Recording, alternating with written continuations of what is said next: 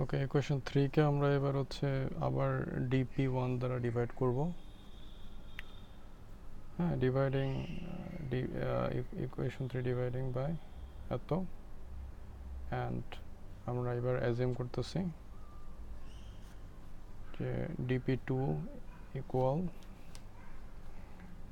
ওই যে মাইনাসের পুরোটা q1 dp1 plus q2 dp2 equal to 0। অর্থাৎ এই যে এই অংশের পুরোটা, এই যে এইটা কিভাবে 0 হয় এটা বইয়ে দেয়া আছে।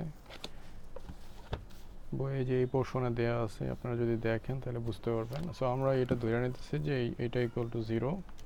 সো আমরা ইকুয়েশন 3 এর এইখানে যে এই অংশটা আছে এটা 0 ধরছি এবং dp2 কে 0 ধরা হয়েছে। সো এটা 0 ধরার পর আমাদের কি ভ্যালু আসতেছে, এবং আমরা হচ্ছে এটা কত দ্বারা ডিভাইড করতেছি, dp1 দ্বারা ডিভাইড করতেছি ইকুয়েশনকে। সো আমরা যেটা পাইতেছি সেটা হচ্ছে dq1 divided by dp1 equal to lambda d11 আর নিচে থাকতেছে কি d। ঠিক আছে, এখন সবচেয়ে ইন্টারেস্টিং বিষয় এটা হচ্ছে আমরা দেখাইতেছি দুইটা পোর্শন হচ্ছে চেঞ্জ, এটাকে আমরা বলতেছি সাবস্টিটিউশন ইফেক্ট। এটাকে আমরা কি বলতেছি, এখানে হচ্ছে ইউটিলিটি কনস্ট্যান্ট আছে, যেহেতু ইউটিলিটি কনস্ট্যান্ট আছে, সো এটাকে কি ধরা হইতেছে, সাবস্টিটিউশন ইফেক্ট হিসেবে ধরা হবে। ঠিক আছে, আচ্ছা। সো ইটারেটে যেহেতু কনস্ট্যান্ট আছে, এটাকে আমরা কি ধরতেছি, সাবস্টিটিউশন ইফেক্ট হিসেবে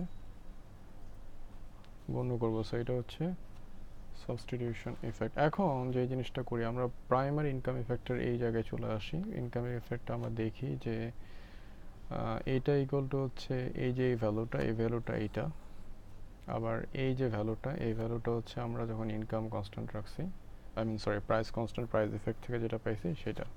তো আমরা এই জিনিসগুলো এখানে বসাই দিতে পারি। তার মানে প্রথমে যে ভ্যালুটা আসছে এটাকে আমরা একটা ইকুয়েশন দিই 5। ঠিক আছে, ফ্রম EQ5 আমরা যেটা লিখতে পারি, এই যে এই অংশটা আমরা লিখি dq1 dp1 ইকুয়াল, এটা ইকুয়াল টু আমরা এটা পাইছি, এই জিনিসটা পাইছি। সো এইটা আমরা এইটা না লিখে এইটা আমরা বসাই দিব, অর্থাৎ dq1 dp1। ওকে, এখানে আমরা কি দেখতেছি, এখানে হচ্ছে আমাদের এই জিনিসটা কি, ইয়া কনস্ট্যান্ট কি জানি বলে, ইউটিলিটি কনস্ট্যান্ট। সো এইখানে আমরা এই সাইড দিয়ে ব্র্যাকেট দিয়ে লিখে দিতে পারি যে এখানে ইউ কনস্ট্যান্ট, বইয়ে এই কাজটা করছে।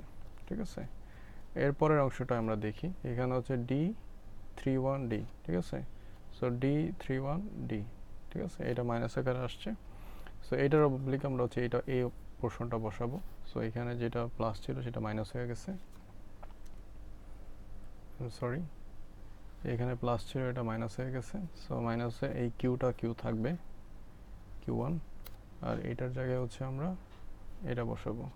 ঠিক আছে, so dq1 divided by dy। ঠিক আছে, আশা করি কারো কোনো সমস্যা নেই, বুঝতে কোনো সমস্যা হচ্ছে না।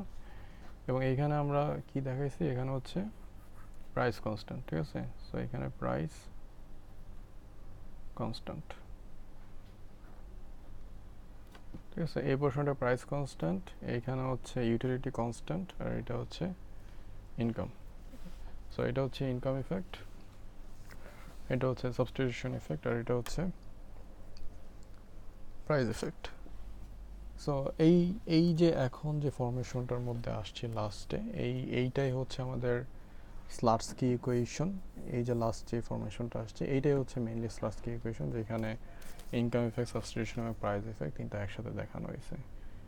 So this is considered as slutsky equation. Okay, so এইটাই হচ্ছে স্লাটস্কি ইকুয়েশনের প্রমাণ। আপনাদের যদি কোনো কোশ্চেন থাকে আমাকে নিচে জিজ্ঞেস করতে পারেন। ধন্যবাদ।